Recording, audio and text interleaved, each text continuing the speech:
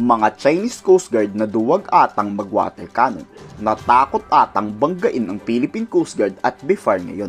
Samantalang nung nakaraang mga linggo, walang habas nilang pinagbobomba ng tubig ang BIFAR. May nasugatan pa nga nun. Ngayon parang tila dumidistansya sila. May kinakatakutan ba kayo, China? Alam ko na. Yung US Carrier Strike Group pati yung nuclear attack submarine. Hindi tuloy malabas ng China yung mga yabang nila.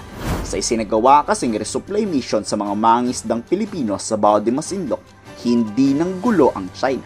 Oo, may presensya sila, dumidikit at nakikita sila sa paligid. Pero hindi to katulad ng delikadong aksyon na lagi nilang ginagawa. Mga takot atang gawin. Kaya ngayon matagumpay ngang naisagawa ang paghatid ng biyaya ng BIFAR at PCG sa mga Pilipino. The Coast Guard vessels BRP Teresa Magbanwa still in the vicinity of Bao de Masinloc at namimigay ng ayuda sa ating mga mangisdang Pilipino. We're actually right now ongoing ang pagdidistribute natin ng fuel subsidy and even fuel, ice, para mas mapatagal ang operation ng ating mga mangisdang Pilipino.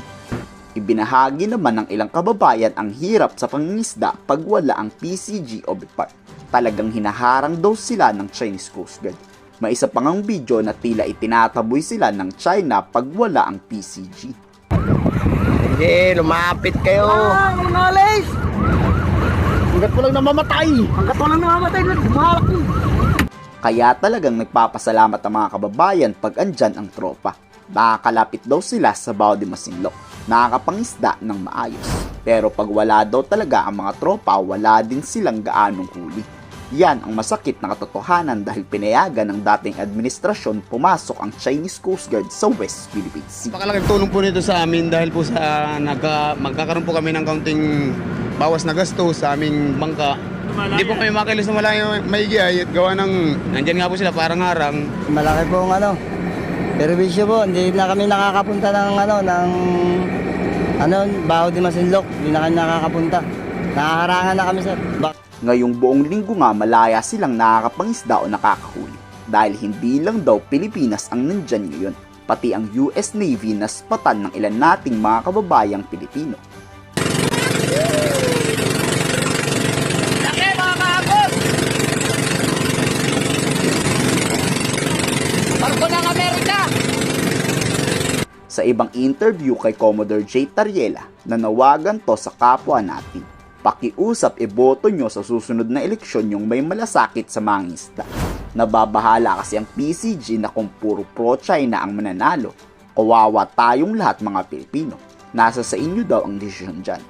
Again, ang advice ko lang sa ating mga kababayang Pilipino is to make sure that we're going to vote for those politicians who will be supporting our fight in the West Philippine Sea. Let us refrain from electing politicians who are obviously and evidently supportive of the Chinese interest. Alam naman natin kung sino ang mga kandidato na yan sa Kongreso or sa Senado that has never supported our fight in the West Philippine Sea.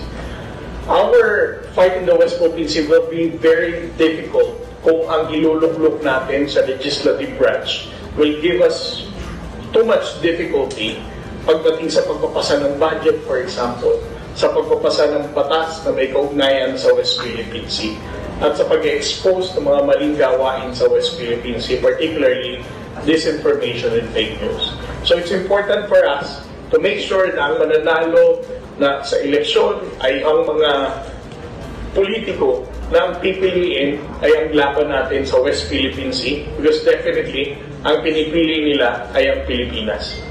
Malaking tulong talaga ang Amerikano. Hindi tayo nabubuli. Kayo, anong masasabi nyo sa magandang balitang ito kahit papaano? Ikomento sa baba ang inyong salobin.